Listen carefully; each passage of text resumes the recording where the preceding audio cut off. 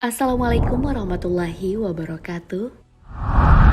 Sahabat beriman, Mongol Stress muncul di podcast Deddy Corbuzier dan membuat geger banyak orang. Penonton podcast Deddy dan Mongol pun mencapai 23 juta viewers. Pasalnya, ia belak-belakan mengaku sebagai alumni satanik dan membeberkan banyak fakta tentang sekte tersebut. Apa yang sebenarnya mereka lakukan?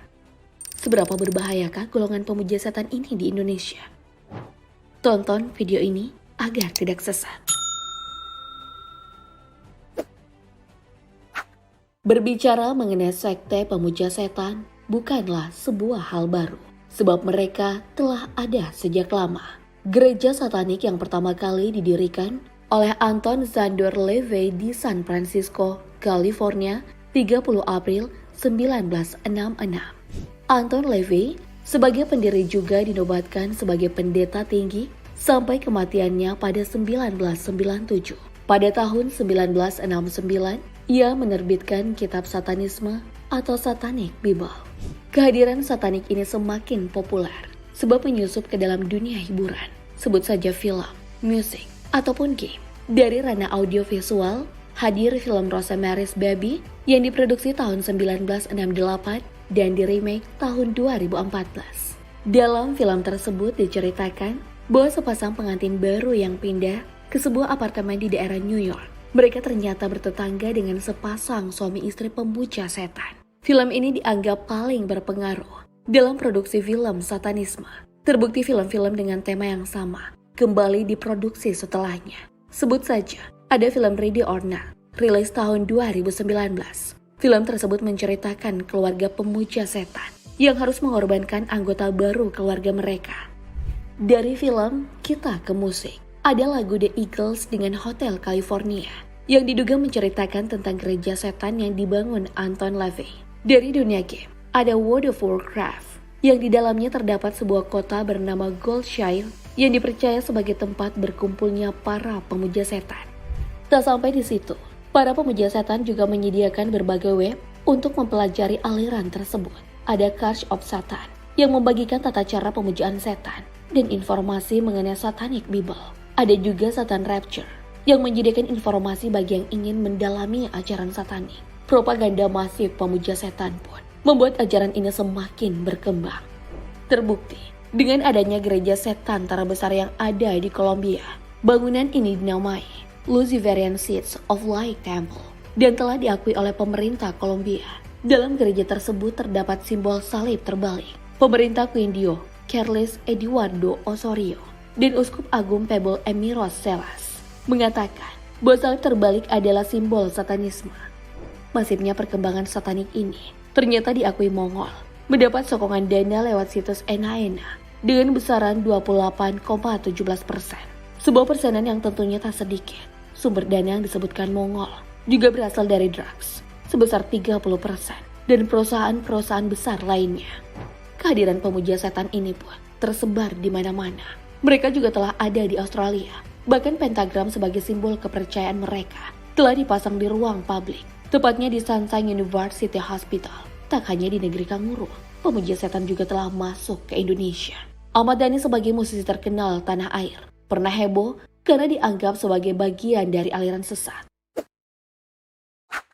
Pada Maret 2011, Ahmad Dhani menghebohkan publik Indonesia sebab ia dituduh sebagai bagian dari Illuminati dan penyembah setan. Cover album ataupun video klipnya dianggap menggunakan simbol-simbol Freemason atau Illuminati, seperti simbol mata satu.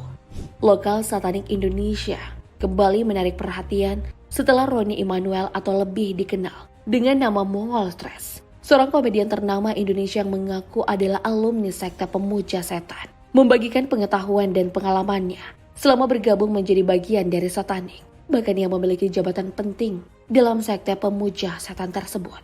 Mongol Stress secara belak-belakan membongkar banyak fakta selama ia bergabung dalam gereja setan. Dalam podcast Deddy Corbuzier, apa sajakah fakta-fakta tersebut? Dimulai dari fakta mengenai siapa saja yang menjadi target para pemuja setan untuk direkrut. Dalam merekrut, para pemuja setan ini menargetkan anak-anak muda yang masih labil dengan iming-iming materi, dari uang hingga iPhone keluaran terbaru. Sebab anak-anak muda sekarang fokus terhadap lifestyle, Mereka pun dengan gampang dipengaruhi. Setiap orang yang berhasil mengajak orang lain akan mendapatkan 500.000 per satu orang yang diajak ke ritual satanik. Dalam seminggu, mereka bisa melakukan 3 kali ritual. Bayangkan saja, jika seseorang bisa mengajak 1-3 orang dalam 1 kali ritual, ia akan mampu mengumpulkan uang sebesar 6 hingga 10 juta rupiah per bulan. Tentu, sangat menggiurkan bagi kalangan muda-mudi. Terlebih lagi, di tengah susahnya mencari pekerjaan saat ini. Dalam merekrut anggota, biasanya mereka akan mengunjungi tempat-tempat ramai seperti toko, mall, tempat hiburan, bahkan gereja itu sendiri. Mereka biasanya memakai cincin pentagram dan mengajak calon korbannya berjabat tangan. Saat berjabat tangan, mereka akan membuat luka dengan cincin tersebut. Darah yang keluar itulah yang digunakan untuk mengontrol korban. Sebenarnya, satanik sudah menargetkan Manado sebagai pusat gereja setan terbesar setelah California. Hal itu pun diwujudkan dengan mendeklarasikan pembangunan gereja setan pada 31 Oktober 1991. Sangat disayangkan, sebab Manado adalah kota yang dikenal dengan kehidupan rohani sangat kuat, sehingga Manado dijuluki sebagai jantung orang Kristen. Para pengikut satanisme ini berpikiran bahwa jika kota yang dianggap sebagai bagian penting itu sudah bisa disusupi satanisme dan dirusak, maka kota-kota lain pun akan dengan mudah ditaklukkan. Jika anggota sudah ada, mulailah mereka melakukan ritual sesat. Kalau mendengar pemuja setan dan yang terlintas di pikiran kita adalah ritual memuja atau mengagung-agungkan setan, berarti selama ini bayangan itu keliru. Sebab nyatanya, para pemuja setan tidaklah melakukan hal tersebut. Malahan mereka melakukan penghujatan kepada Tuhan. Alasan mereka tidak memuja setan, sebab setan bukanlah makhluk yang maha, jadi tidak perlu untuk dipuja. Di dalam satanik, para anggotanya diajarkan untuk menghujat atau mengumpat. Dalam podcast bersama Habib Jafar, Mongol menjelaskan bahwa mereka yang mengumpat para nabi, sebab para nabi lah yang punya jejak, terutama Yesus. Para satanik ini fokus menghujat Yesus. Mereka mencari celah dari riwayat kenabiannya. Mongol mengatakan bahwa Yesus dalam Alkitab hanya muncul pada usia 13 tahun, kemudian muncul lagi pada usia antara 29 hingga 30 tahun. Berarti di usia 14 hingga 28 tahun, apa yang dilakukan Yesus tidak terabadikan. Itulah celah yang bisa digunakan oleh para satanik untuk membuat para pengikut Kristen meragukan Yesus. Mereka akan mencari celah dari kehidupan Nabi yang telah diceritakan. Kemudian dihujatlah. Cara mereka menghujat adalah dengan menyelipkan kata-kata seperti F.K. Yesus dalam lagu-lagu yang mereka nyanyikan. Salah satunya adalah ritual santap kasih bersama. Petinggi pemuja setan melakukan pesta seks dengan lelaki ataupun dengan perempuan 3 kali dalam seminggu. Mereka juga memiliki ritual untuk mengorbankan manusia. Namun bukan manusia hidup yang kemudian dibunuh.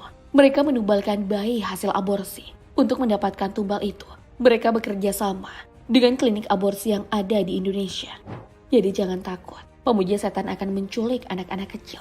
Sebab mereka tidak diajarkan untuk membunuh, kecuali kepada para pengkhianat. Mongol juga berbagi tips agar terhindar dari pemuja setan ini, yaitu dengan rajin baca Alkitab bagi Kristen dan rajin tadarusan bagi yang Islam. Hal ini untuk memperkuat iman, sehingga tidak mudah goyah jika godaan datang. Di dalam kelompok satanik itu, diakui Mongol, mereka punya sisi positif, yaitu menggunakan akal untuk menjalani hidup. Misalnya saja, kalau sakit pergi ke dokter, bukan malah ke pendeta ataupun pemuka agama yang diyakini mampu menyembuhkan penyakit. Kemudian mereka juga saling membantu jika salah satu anggota mereka berada dalam kesusahan. Misalnya saja kesulitan membayar sewa apartemen, mereka akan patungan dan memberikan kepada anggota yang membutuhkan tersebut. Keunggulan lain dari satanik ini adalah golongan mereka tak pernah mengungkit-ungkit masa lalu. Anggota yang direkrut tidak akan dihakimi atas apa yang pernah dilakukannya. Mereka akan diterima dengan senang hati. Kelebihan yang dimiliki satanik ini memang ada, tapi hanya bersifat sementara saja. Sebab tetap saja pemuja setan tersebut tentu tak dapat dibenarkan. Sebab Allah Subhanahu wa Ta'ala telah memperingatkan kepada kita untuk menjauhi setan. Hal ini termaktub dalam Al-Quran. Hai sekalian manusia, makanlah yang halal lagi baik dari apa yang terdapat di bumi. Dan janganlah kamu mengikuti langkah-langkah syaitan, karena sesungguhnya setan itu adalah musuh yang nyata bagimu. Al-Quran, Surah Al-Baqarah, ayat 168. Sahabat beriman, hati-hati saja bagi anak-anak muda, sebab para satanik mengincar mereka. Apakah kamu pernah bertemu salah satu dari mereka? Wallahu a'lam bishawab. Wassalamualaikum warahmatullahi wabarakatuh.